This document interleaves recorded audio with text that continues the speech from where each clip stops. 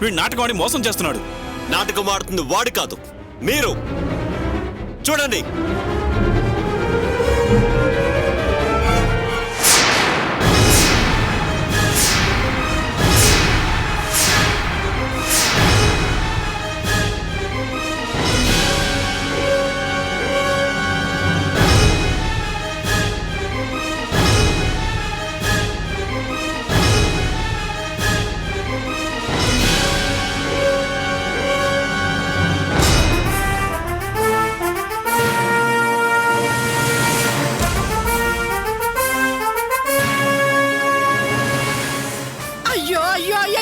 అందరూ కలిసి నా కొడుకు జీవితాన్ని నాశనం చేసేశారు కదా. వస్తాయి పాపిస్తున్నానా? నా కొడుకు బుద్ధిమంతుడు, అమాయకుడు అండి.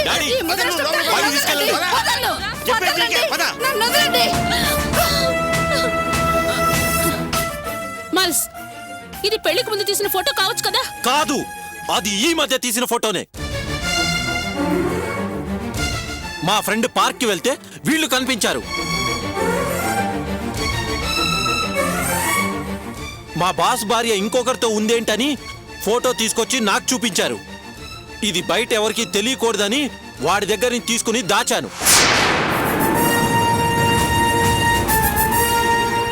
వెనకాల బ్యాక్గ్రౌండ్ చూడండి సార్. చిన్నపిల్లలు పార్క్ క్లీన్ చేస్తూ బ్యానర్ కట్టారు. దాంట్లో డేట్ క్లియర్ గా ఉంది. చూడండి సార్.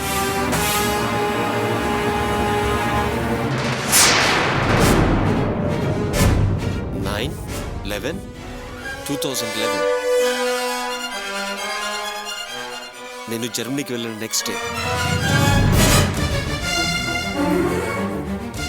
దీనికే సమాధానం చెప్తా కావ్య.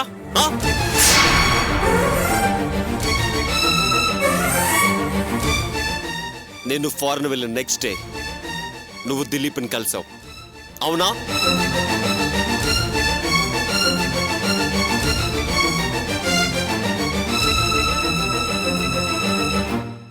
నిజమా కాదా చెప్పు.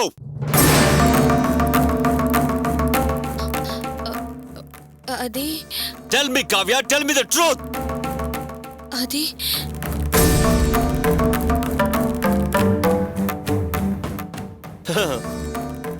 That's enough.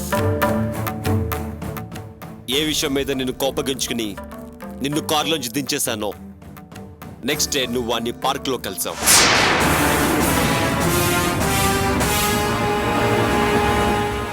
అంటే ఏంటి దాని అర్థం? దీనికి నువ్వేం సమాధానం చెప్తావు?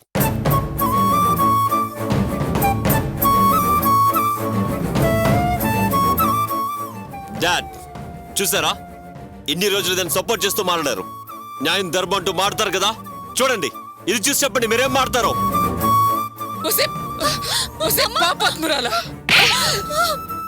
ఎంతగా బర్తకిచ్చిపోయావే. ఎంత బాగా నీ కాపురంలో నువ్వే నిప్పులు పోసుకున్నావు కదే. నా కడుపున చెడబుట్టావు కదే. చెడబుట్టావే నువ్వు. Enough! Enough! Stop all this nonsense! ఇన్ని రోజులు మీరు ఆడిన డ్రామాలు నాటకాలు చాలు.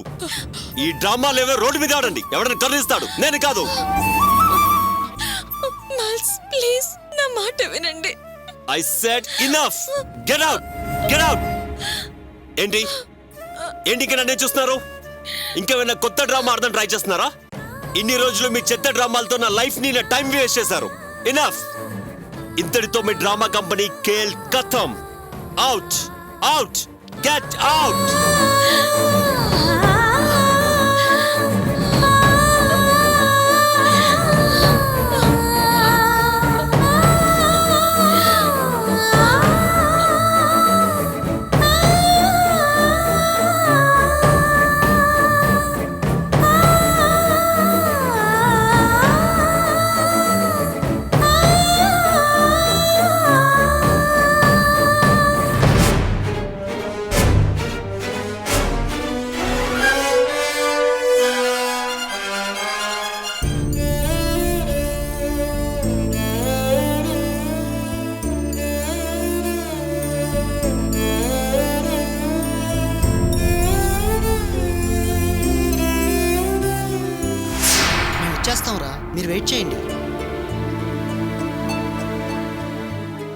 చూసావా రాణి, మన వాళ్ళంతా వెయిట్ చేస్తున్నారు.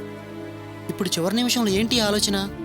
అది కాదు ఆకాష్, నాకెందుకో మనసులో భయంగా ఉంది. భయంగా ఉందా? ఎందుకు? నేను ఇలా అబద్ధం చెప్పి బయటికి రావడం ఇదే ఫస్ట్ టైం. చాలా ఇబ్బందిగా ఫీల్ అవుతున్నాను.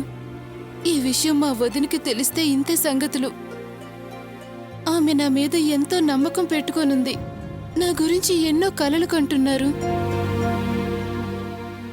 ఆల్రెడీ మీరు మా ఇంటికి వచ్చినప్పుడు నాకు మా వదినికి చాలా పెద్ద గొడవ జరిగింది.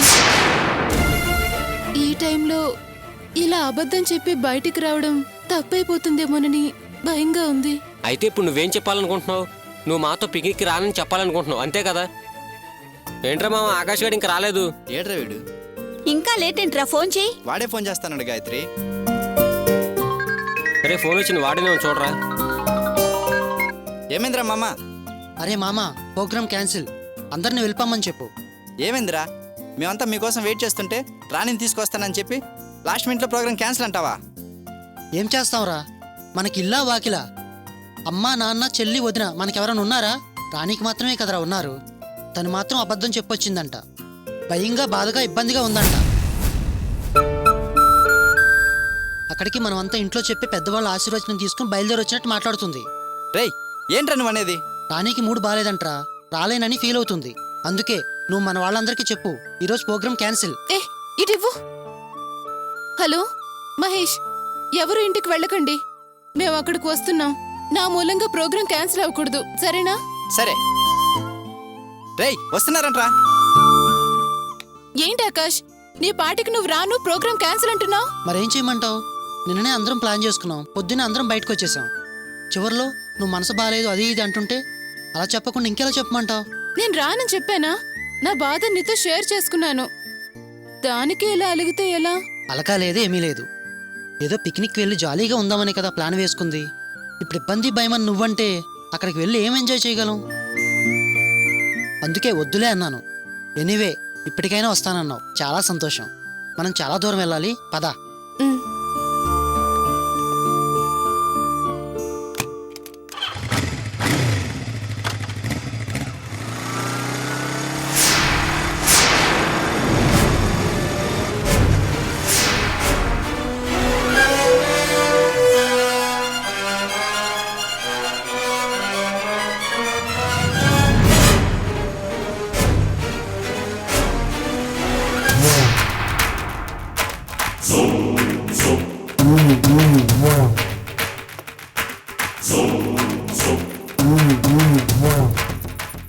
రాజయంతి, నీకోసం వెయిట్ చేస్తున్నా, కూర్చో. ఏంటన్నయ్యా, ఆఫీస్కి ఫోన్ చేసి వెంటనే రమ్మన్నావు?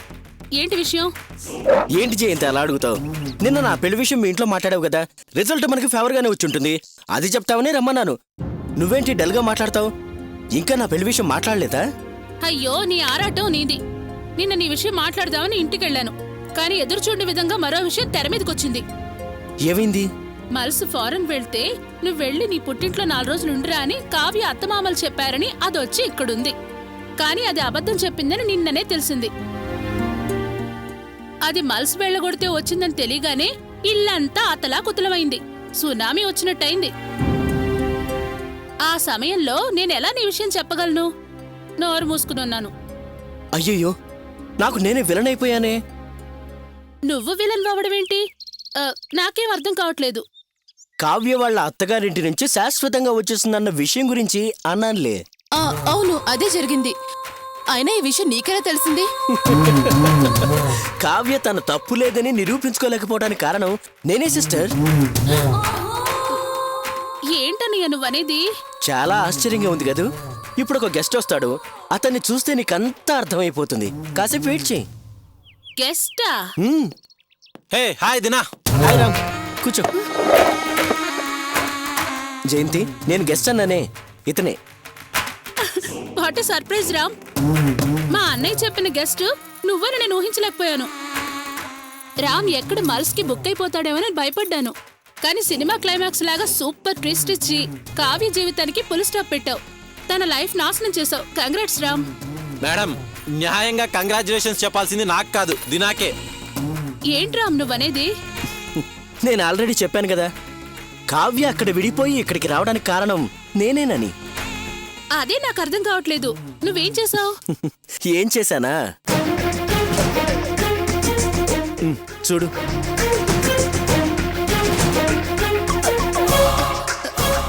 ఈ ఫోటో నీ సెల్లోకి ఎలా వచ్చింది? ఓ, రామ్ నీకు పంపించాడా? రామ్ నాకు పంపించలేదు, నేనే రామ్కి పంపించాను. ఈ ఫోటో తీసింది కూడా నేనే సిస్టర్. నువ్వు తీసావా? అవును, నేనే తీశాను. పార్కులో ఇంపార్టెంట్ మనిషిని కలవడానికి వెళ్ళాను. అక్కడ కావ్య వీడు పక్క పక్కన కూర్చొని ఉండటం నా కంటపడింది. టక్కున నా కెమెరాలో బంధించాను. ఎప్పుడైనా ఉపయోగపడుతుందిలే అని సేవ్ చేశాను. మరి దీన్ని రామ్కి ఎప్పుడు పంపించావు? మేము ఒకసారి బార్లో కలిసాం. సరదాగా ఫ్రీగా మాట్లాడుతున్నప్పుడు వరలక్ష్మి టాపిక్ వచ్చింది. నేను వరలక్ష్మి మీద, తను కావ్య మీద పగ తీర్చుకునే విషయం తెలిసింది. వెంటనే ఇది యూజ్ అవుతుందని రామ్కి ఫార్వర్డ్ చేశాను. దాన్ని సరైన సమయం చూసి యూజ్ చేసి తను గెలిచాడు. కావ్య మా ఇంటికొచ్చి కూర్చుని దగ్గర నుంచి ఎలా దీన్ని పర్మనెంట్ గా ఇక్కడే ఉంచాలా అని ఆలోచించి బుర్ర బద్దలు చేసుకున్నాను.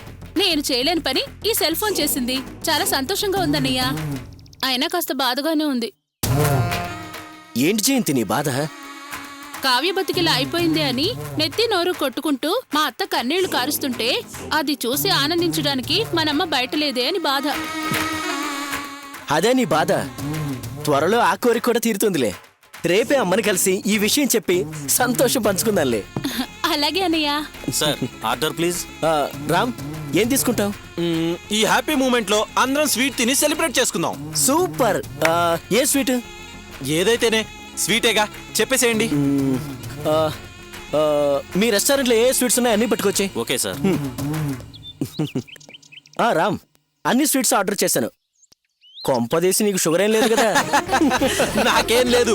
ఒకవేళ ఉన్నా ఈ రోజు తినే తీరుతాను. వెరీ వెరీ హ్యాపీ మూమెంట్ కదా.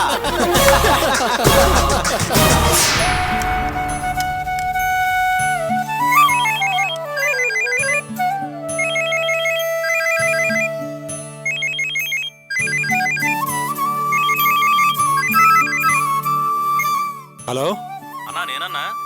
చెప్పరా. నేను ఇంకో అరగంటలో వచ్చేస్తాను. రేయ్, పని మొత్తం పూర్తి చేసుకునండి.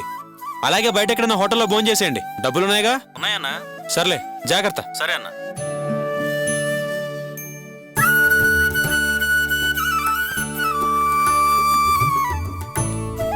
అర్చన,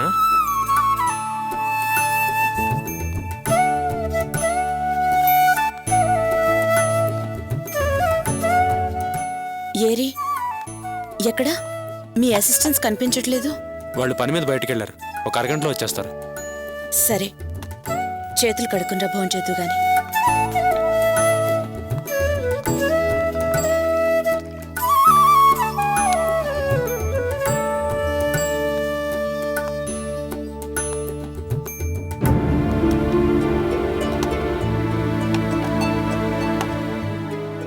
అర్చన, ఏంటి ఆలోచిస్తున్నావు? ఏం లేదు. నీతో ఓ ముఖ్యమైన విషయం మాట్లాడాలి. చెప్పు. నేను ఆ విషయం చెప్తే నువ్వు నన్ను కోప్పడకూడదు, అలగకూడదు. అదేంటి అర్చన అలా అంటావు? నా గురించి తెలుసుగా. ఏ కారణం లేకుండా ఎవరిని కోప్పడను, ఎవరి మీద అలగను. విషయం చెప్పు. నాకు చాలా భయంగా ఉంది. భయం ఎందుకు అర్చన? విషయం చెప్పు. నేను చెప్పబోయే విషయం ఖచ్చితంగా నీ కోపం తెప్పిస్తుంది. అర్చన, నువ్వు చెప్తే నేను కోపడను గాని అసలు విషయం చెప్పు.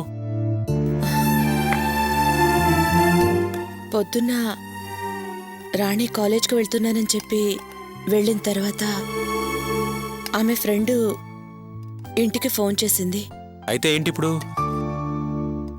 అలా అని కాదు, మాట్లాడుతూ ఇవాళ కాలేజ్కి సెలవు అంది.